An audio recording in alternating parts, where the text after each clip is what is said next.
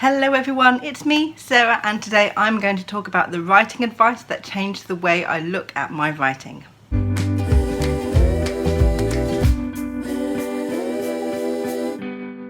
Now, I have been writing for a very long time. I started writing before the internet, I started writing before all of the social media, but over the years, of course, I did learn some bad habits. I followed some advice that didn't quite go over very well, but there has been some writing advice that has changed the way that I've looked at my own writing and the way that I write. Today, we're going to talk about them. You might not write well every day, but you can always edit a bad page. You can't edit a blank page. Jodie Picoult. The purpose of a first draft is not to get it right, but to get it written. John Dufresne. Every first draft is perfect because all a first draft has to do is exist. Jane Smiley.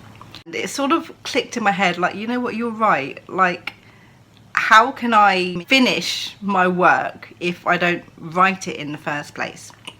I remember the first time I ever finished one of my novels.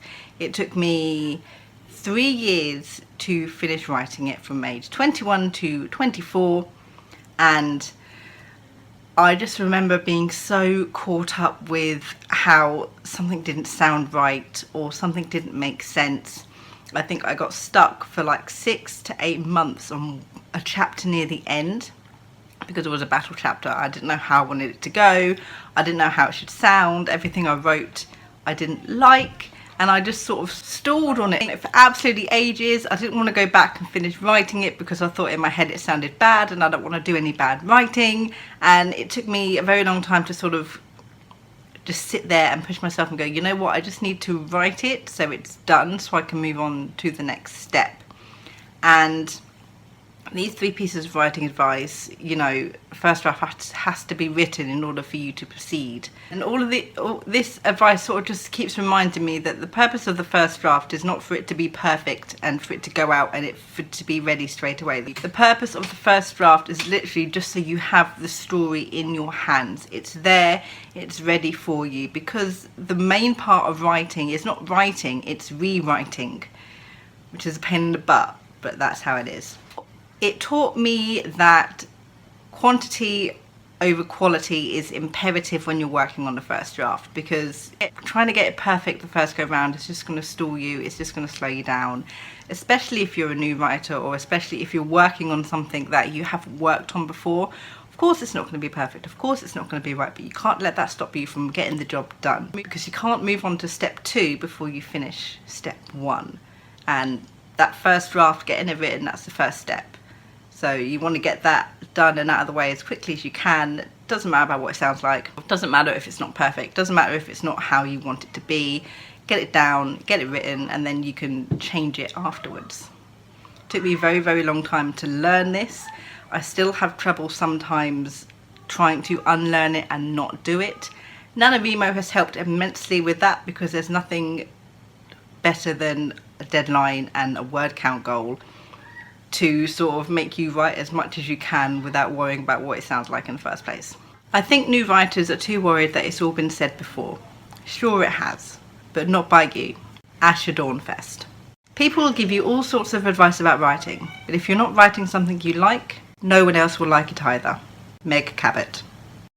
This, I think, was something I very much struggled to sort of learn and sort of be okay with, especially when I was younger. I love reading, I love watching fantasy. I used to get inspired by their ideas all the time, but there was always a worry in the back of my head, especially when I was coming up with a new story, that is this too similar to this other story?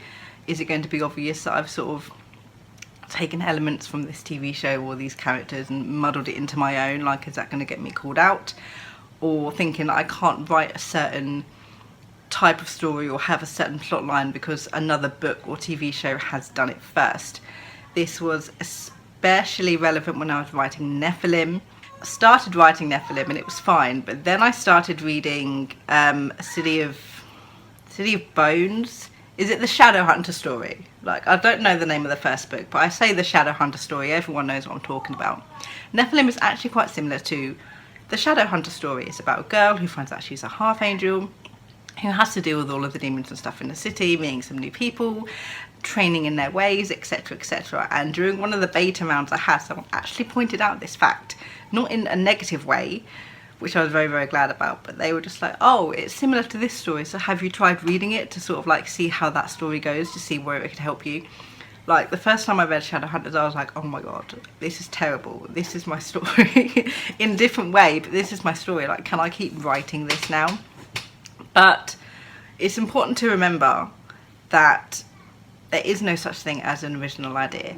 There is no such thing as a unique idea. There is only unique or original spins on ideas that already exist. And this is things like turning tropes on their head, adding plot twists, giving it new characters and new ways of, you know, solving problems. There's nothing stopping you from writing a story about a magical school. There's nothing stopping you from writing a story about vampires, because God knows there's billions of vampire and werewolf novels out there. You've seen them, Twilight started it. All of the dystopian novels that sort of happen and emerge when Hunger Games came out. Obviously they were there before, but these are the ones that made them big, you know, and it's one of those things that can be nerve-wracking trying to sort of create a story similar to these with similar themes and messages that you want to get out.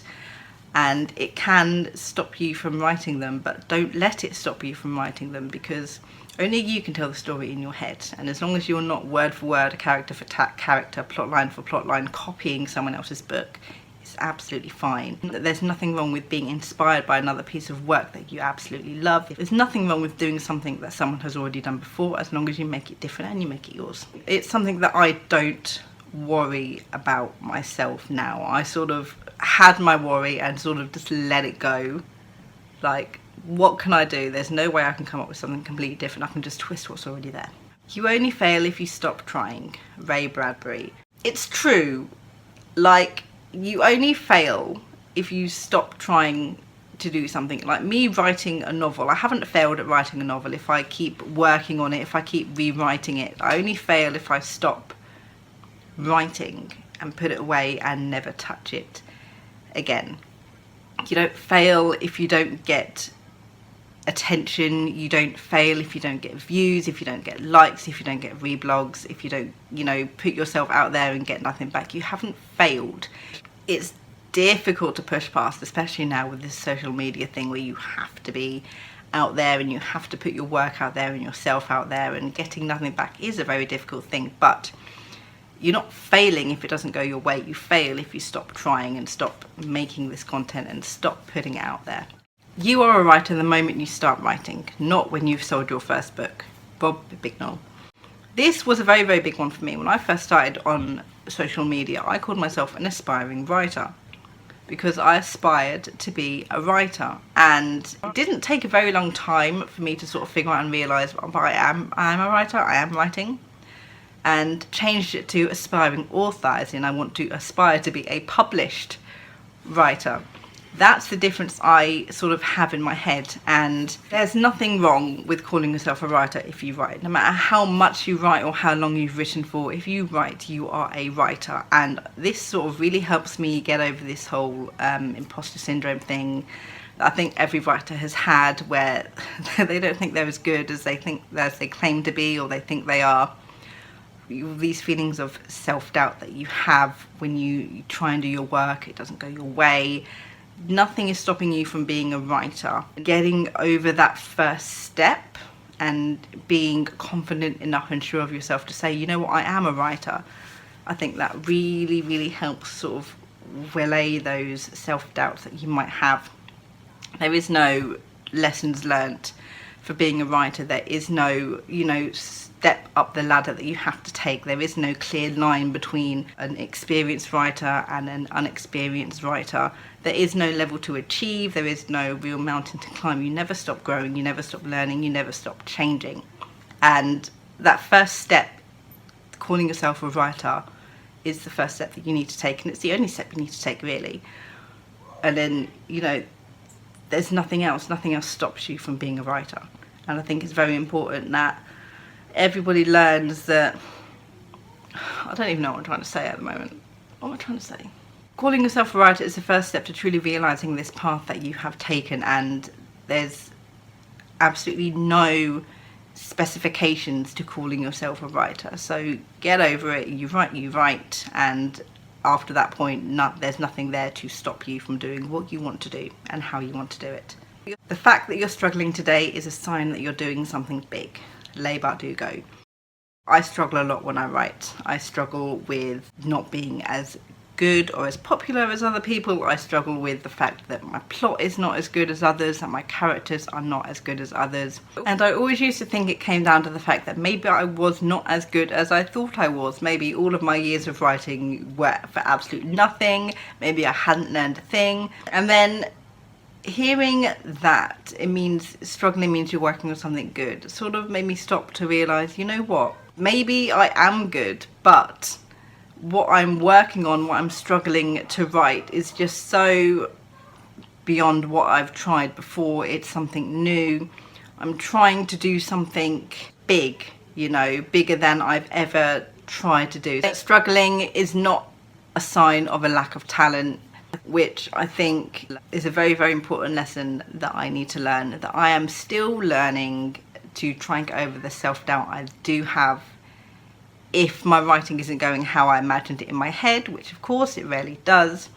If my productivity or my motivation sort of is not there like I wish it was, and that if I'm struggling to figure out plot, figure out character, figure out pacing, it's not because I don't know how to, it's because this is something new that I'm trying. This is a new story, this is new characters, this is something important to me that I want to make sure I get right. And the struggle isn't because I can't do it, the struggle is maybe because I'm a little bit scared to do it, but I keep trying because I only fail if I stop.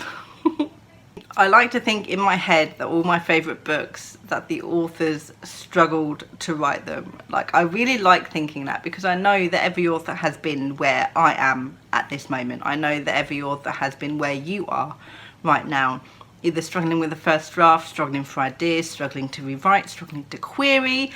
Everyone who's ever been published has been in your shoes, and to know that the people and the writers and the authors I admire have been in the same place I am, but they've struggled and they pushed through and they achieved what they achieved, sort of brings me a little bit of peace that maybe this isn't all going to be a struggle. If I put myself out there and I dedicate myself to it, I can get there too.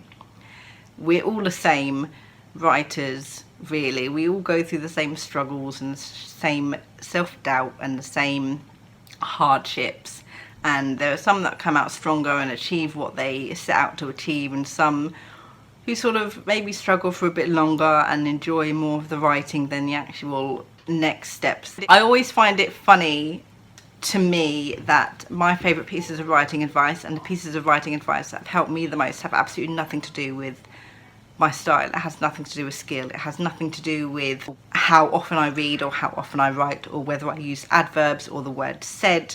It is all to do with my motivation and my state of mind and my determination and the way that I look at my writing and the journey that I have taken and the journey I still need to get to.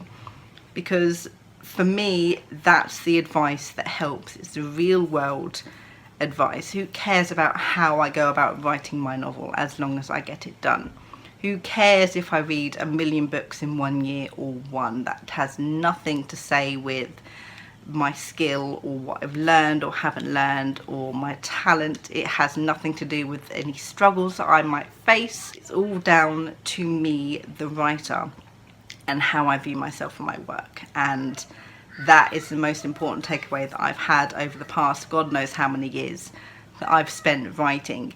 It's not down to everybody else to determine my worth, my talent. It's down to me and what I believe and how I go about doing what I do.